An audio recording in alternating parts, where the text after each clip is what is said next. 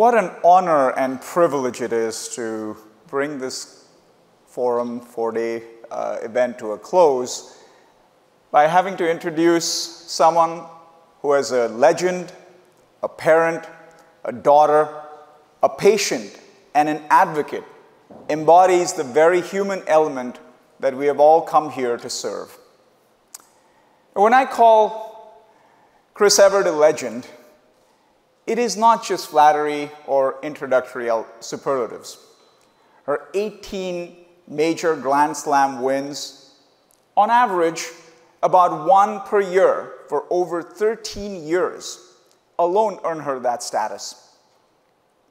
Now, 7 of those Grand Slam wins were French Open titles, which is a record that wasn't beaten till 2013 by none other than Rafa Nadal, but still not matched by any women's single player. As a tennis player myself, and having grown up watching Chris Evert play, I've long admired her cool demeanor, her grace on and off the court, her amazing backhand, and her great friendship with her on-court rival, Ms. Navratilova. She has continued to set a high bar as an ambassador to the sport, both on and off the court, serving as chair of the U.S. Tennis Association Foundation and supporting many health initiatives through her Chris Evert charities. When she announced in January of this year that she had been diagnosed with and treated for stage 1C ovarian cancer, she once again demonstrated that classic trademark grace. After her sister's death from ovarian cancer at only age 52, Chris Evert learned that she too carried a harmful variant of the BRCA1 gene. Her doctors told her that if she had not detected her disease, within 4 months she would have reached stage 4 cancer like her sister and faced a long and arduous journey through treatment. But that's not what happened. Chris Evert is here today to share the rest of her story in a conversation with Danielle Hicks, Chief Patient Officer of GO2 Foundation for Lung Cancer, who also knows firsthand the pain of having a family cancer diagnosis. As the Illumina Genomics Forum draws to a close, it's purposeful that we conclude with powerful stories of patient advocates who can describe to us how genomics can positively impact lives. This is why we have come together here. It is my sincere pleasure to welcome Danielle Hicks, along with our own very special guest and Tennis Hall of Fame member, Chris Evert.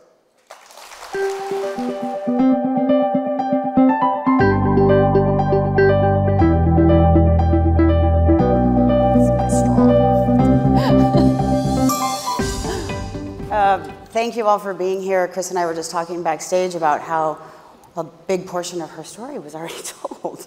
And I also did joke with her that my introduction wouldn't be quite as long as hers, and I was correct. I am so honored to be here today.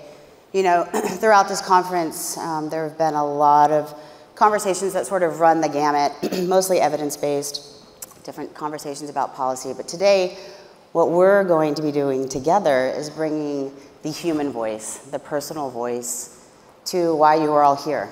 I think all too often, that's sort of the missing piece. And I cannot thank you enough, Chris, for being here today to share your story. We heard all about the tennis legend in the introduction, and that's not really what we're here to talk about today. We're here to talk about something way more personal. And that personal journey and your, I hate calling it a journey because cancer is not a journey everybody wants to go on, but your story really starts with your sister, Jeannie. So tell us a little bit about what that looked like. Okay, well, I have had a sister, Jeannie, who was younger than me. She's 3 years younger than me. And I was going to Singapore to make an appearance, and I had invited her to come along. And so we're in the airport, and you know, Jeannie was top 10 in the world as well. She was a professional tennis player. She was healthy.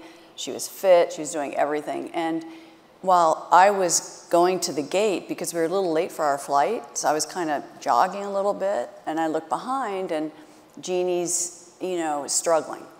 And she's huffing and puffing, and she couldn't jog. She was walking fast, but she was really struggling. And we got to the gate, and I said, what's wrong? Are you okay?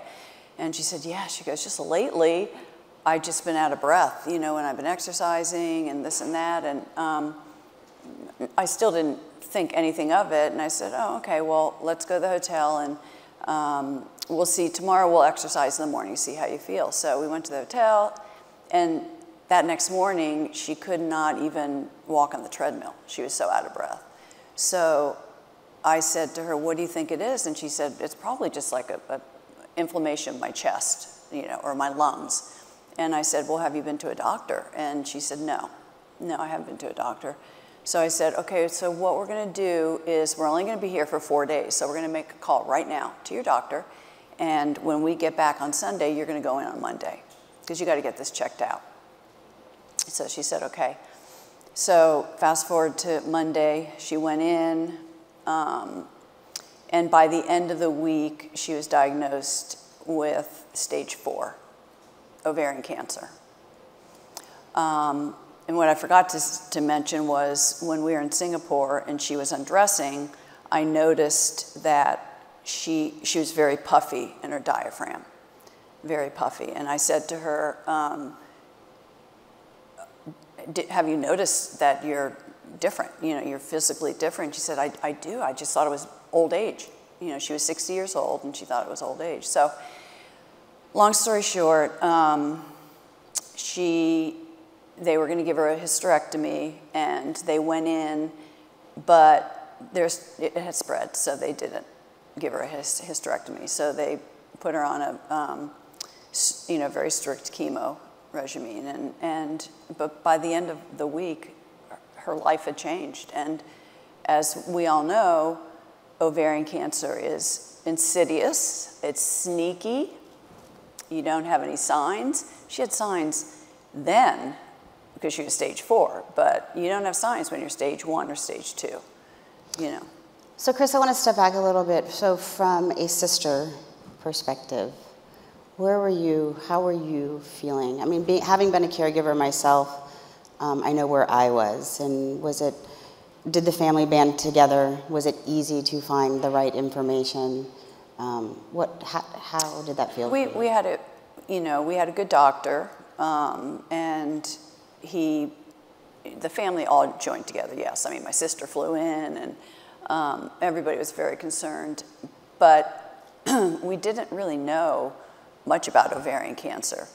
But one thing, after she was diagnosed, one thing her doctor suggested was to get the BRCA test and the blood test. So she got the BRCA blood test because he was thinking of the family, genetics, and she was negative in the BRCA test, which our doctor was surprised.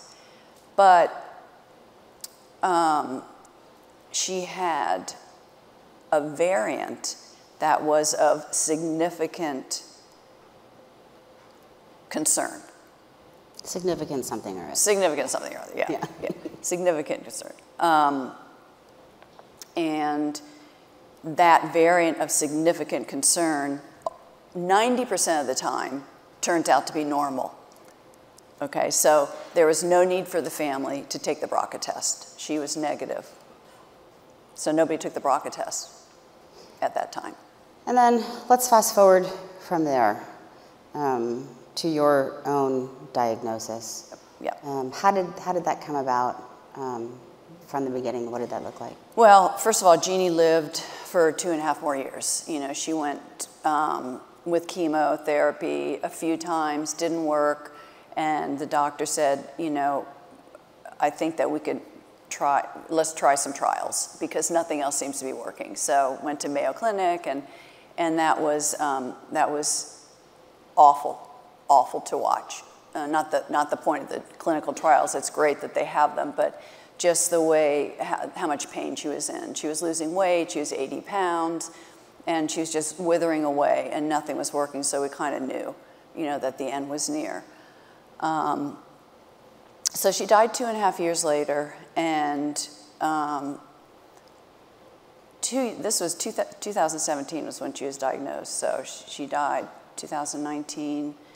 2021, last fall, I get a call from my doctor, not my doctor, her doctor, which was her oncologist, saying that that variant in Jeannie's BRCA test had turned cancerous, and it was classified as cancer. And so, like I said, 90% of them were normal. That was one of the 10% that wasn't normal. So he suggested, I talked to the geneticist, and the geneticist said, you got to go right in and tell your siblings you got to go right in. So I went right in, got the BRCA test. I was positive. I have one brother that's positive, and the other 2 siblings are negative. And went to the gynecologist, and he said, you got to get a hysterectomy right away. So stepping back to that first call when you realized you needed to go in and have this testing done, that had to be terrifying to some degree. It was terrifying. It was bringing back memories of my sister. Please don't let me have to go through that. But one good thing that came out of that was the fact that they had stored her blood and they had filed it away. And as soon as that variant came on the scene and was classified as cancerous, I mean, they had the ability to call the family right away. Yeah, it's interesting and you and I had talked about this prior to coming out here today, and that is the best case scenario, right? I don't think it's the case for everyone. I think given where Jeannie was being treated, yes, in a research facility where this type of work was being done, made something like that possible, right? And I think yes, a lot of the conversations we've been having here are how do we make that piece possible for everybody. Yeah. That hospital, because I don't know if I should mention it or not, but that hospital had Cleveland Clinic. It was down in Florida. They are, they do that type of thing where they file away the blood. And I mean, it blew my mind because I got the BRCA positive result back in November, and my doctor said, if you had known about that in April, you would have been 3 or 4. So anyway, I got to continue with this story. So I have my hysterectomy. By the way, robotic hysterectomy is like a no-brainer. I mean, I was so delighted. You just hear, again, I thought they cut you open. No, they have this new, technique, and it's robotic, and 3 holes. I was walking around the next day. They took everything out. And we thought we were we just thought that we were looking ahead and just taking the bull by the horn, and we didn't expect to have any cancer. We didn't expect it. We were being progressive, really. So prior to you getting the results from that surgery and the testing that they did, I know you have 3 children. Yes. How were they through all of this? Oh, well, I don't think they understood until they heard that I did have cancer. Yeah. Because it was basically, we're going to get this early. If I do have it, we'll get it early. I'm feeling fine. But then, with ovarian cancer, you can feel fine, still have it. So they went in and took everything out, hysterectomy, total hysterectomy, and then I waited like 3 days, and they came back, and my doctor said, he apologized. That was the first thing that came out of his mouth. I'm so sorry, never expected this. We thought we were being progressive, and we were just, we're ahead of the game. But you do have a tumor and you have a small, very small tumor in your ovary, and your fallopian tube has a little bit of a bigger tumor. So it's cancerous, and we have to go in again. We have to go in. They got that all out, but they had to go in again to just test if I had any cancer anywhere near those organs, and the lymph nodes and the fluid and everything.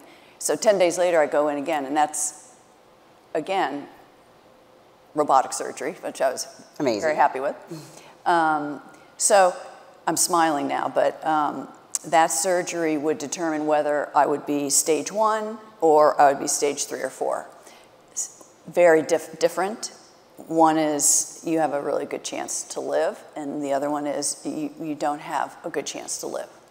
So that took about 4 days, and those days were like, I was probably numb. I mean, I didn't want to think about it. I was in denial. It was just a horrible feeling. But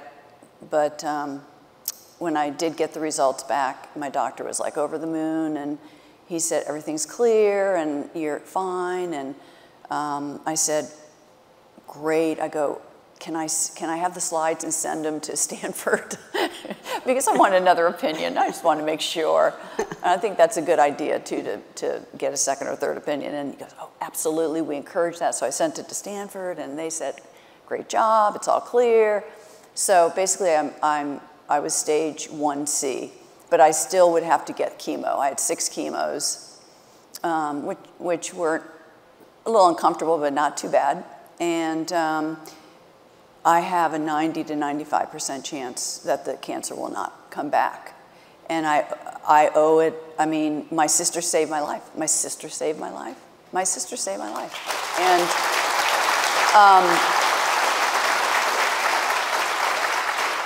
And also, genetic testing saved my life. Genetic testing saved my life.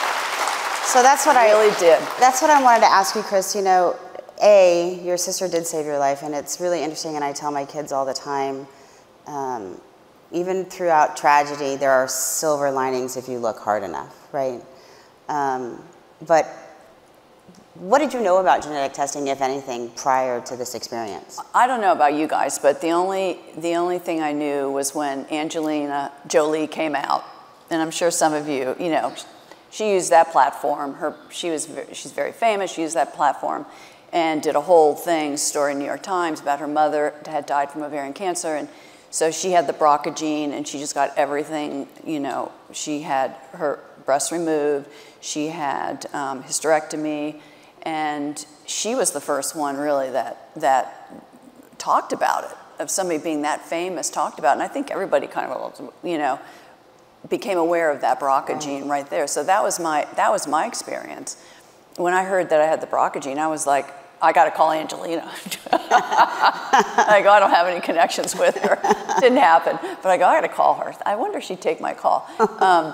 And, you know, to hear her story. But yeah, so that was that. I didn't know much about genetic testing. I really didn't. But it's really interesting because, you know, I was one of those 20, 30 years ago when you went to the doctor's office and you had to fill out forms and, you know, your family's history, your father. Oh yeah, my dad has high blood pressure. Your mother, my mom actually had lung cancer.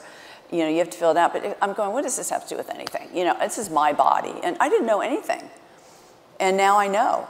Now I know. Now I wish when I present the papers to my doctor, I wish that the doctors would look at it a little bit deeper and just not go, okay, flip it, okay, flip it, flip it, flip it. Because I don't know if I've ever been to a doctor who said to me, oh, so your father has high blood pressure, or oh, so I see you have colon cancer in your family.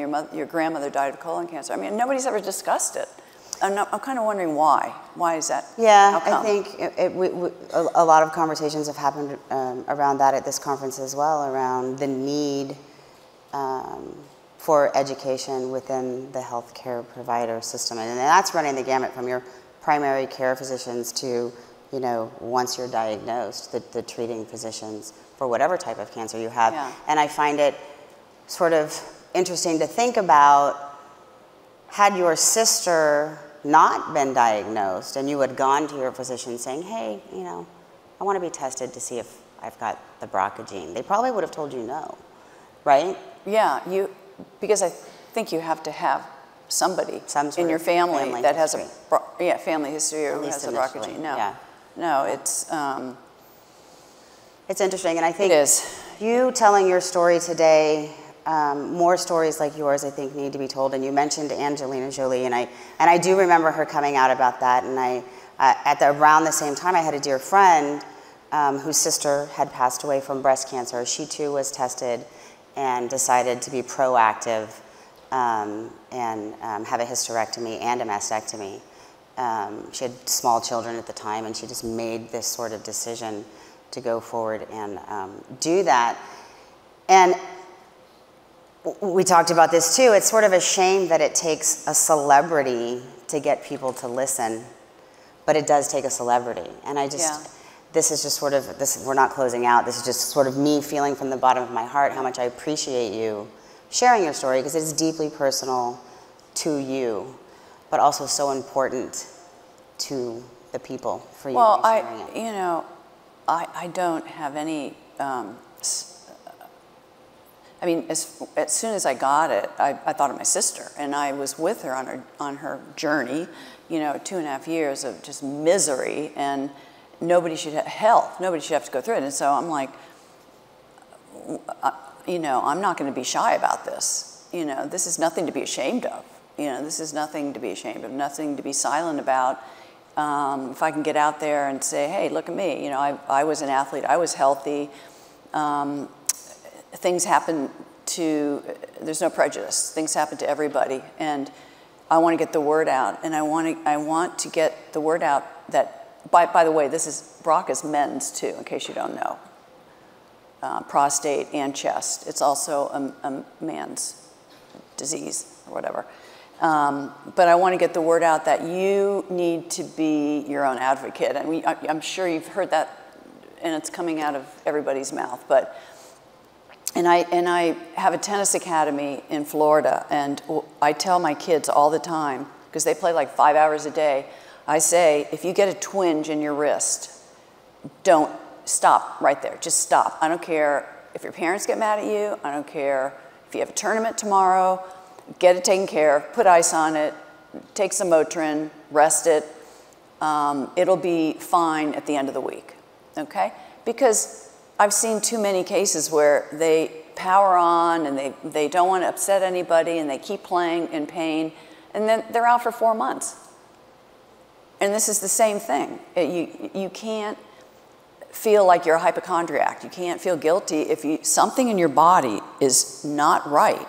You feel it. If you have cramps, if you have bloat, if you have whatever you have, if it's different than you usually are, you've got to get it taken care of right away. You shared a story with me about a friend of yours, and we obviously don't have to share names, but this was a conversation you had with her as well that ultimately resulted, I'll let you tell the story. I know, except I forgot the Oh, where's Michael? Okay, Michael, what's the syndrome?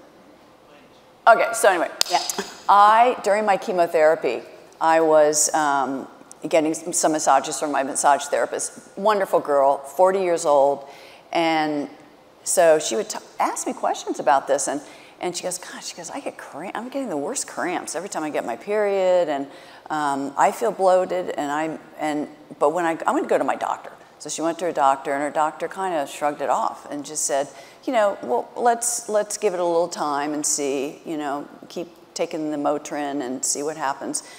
So it kept happening. She got more cramps. So she finally went and she asked if she could get a test. She asked, and the test came back that, Jeanette, Lynch, and have any of you heard this? Lynch syndrome?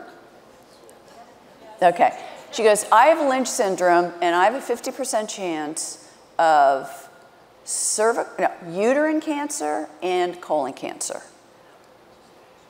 And so she made an appointment. She's having a hysterectomy like next week. I mean, I just can't believe how many it's informed decision making, right? And I mean, I think that's why we're all here. And Illumina, so glad she did that. And others are doing such great work in this area, and advances are happening so fast, up to and including in this early detection space, right? We're able to find some cancers early, actually quite a few, early in the blood, and then what to do with it, right? But the patients don't know, or the people, the general public actually is who we're talking about, don't know that these are questions they could be asking their doctor. The problem there is 9 times out of 10, maybe the doctor doesn't know. The problem is doctors are busy people. Yeah. And some of them are in and out. Some of them are in and out. And I see on TV a lot, I'll keep it quick, I see a lot about the pharmaceutical companies and the drugs and, you know, take this if you have this. And, you know, it's all over the TV. And I'm like, oh, okay, do I have to listen to the side effects? And, of course, you're not going to take the pill when you hear the side effects. But I'm like, why don't they do some public service announcements? Like, have you... Remember to take, you know, get a mammogram once a year. Remember to get your colonoscopy, you know, once every 5 years. And remember to get, you know, go to the gynecologist. I mean, just kind of gentle reminders on TV. I think that's that would get across to a lot more people. I couldn't agree with you more. I think gentle reminders and people like you and others sharing their story of having, you know, had access to, and these are the outcomes. I think. Well, can I just say one thing? Yeah. If anybody here, it goes 3 generations. If anybody here has a family history of ovarian cancer or breast cancer, you got to get the BRCA. You got to get the BRCA test. You know, because by the way, my sons, I have 3 sons, have a 50% chance of getting it. And if my son has a daughter, it's just going to be the same thing. Okay, so. It's just, it's a no-brainer, but it's education, and not a lot of people know about that. Knowledge is power. That you can go that far and get tested from your family history. Yeah. And it could save your life. Yeah, absolutely. Knowledge is power, we say that all the time. I do want to be mindful of time, and I have a couple of more questions I want to ask. So number one, and I know we touched on this in the back, and you're like, I don't know what I would say, but all these fine folks in this room, and anybody who may come back and watch this later, is there anything you want to say to them? It couldn't even just be a thank you. I mean, anything you want to say to them, or anything you think, any words that you might think encourage them to get up and go to work every day? Look, with my experience, the fact that with my family history and with my sister dying and with all the technology getting better and better to try to pinpoint these markers or these cancers, it seems to be doing really well. And it seems to be coming a long way. But it can get better. It can get better. And look, I am not in the medical field. You're in the medical field. I hit a tennis ball for a living. Okay, and I don't mean to be funny, flippant about it, but I'm still learning after this thing that's happened to me. I'm still learning about, you know, what I can do, how I can speak out to try to encourage people to, again, be their own advocate, know their family history, just know signs in their bodies, and remember all of your appointments that you have to take. But you guys are doing a great job, and I always thought, gosh, remember years ago with the heart, I mean, open heart surgery and everybody, the heart situation, cardiovascular, that really sped up, and that became, but then cancer was kind of put in the background there. Now I feel like cancer, there's more and more work being done, more and more experimentation, you know, more and more research, and I'm stoked. I mean, I love it. You guys just keep doing what you're doing and know that it can go even further, right? Yeah, I agree. And the more people we can make aware of the work that all these beautiful people are doing, the better for everyone. Yeah. Any final thoughts? I'm watching it. I've got like 9 seconds. Anything else you want to say? Like why are you here? Why are you doing this? Why am I here? Well, because Top Gun was here, wasn't Top Gun here? Just wanted to see just saw the movie, I want to see.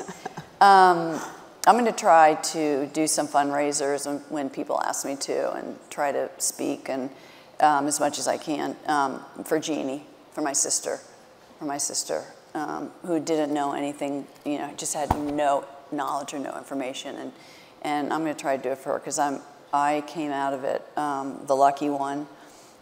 I certainly would love to see healthcare better because there are a lot of women who can't afford insurance, and there are a lot of insurances that don't cover, you know, getting a mammogram. And I can't do any. I'm not political, but I see it as just a normal person. I hope that improves. But I think what I would like to say to all of you is, please, if you feel anything different in your body, go right away. Go right away and get it taken care of. Because I know so many people that it hasn't turned out well when they haven't done that. It hasn't turned out well. Thank you so much, Chris. And just to kind of throw a joke in there, I mean, it wasn't enough that your family and friends were so proud of you for all of your accomplishments before, but for what you're doing now. I personally can't thank you enough. When you said you're doing this for your sister, it made me a little emotional. You know, I mean, I have a sister. Yeah. I've lost way too many people to cancer, and it is so impactful and so important what you are doing. So thank you very much. Thank you all very much for coming and listening to us talk today. Thank you.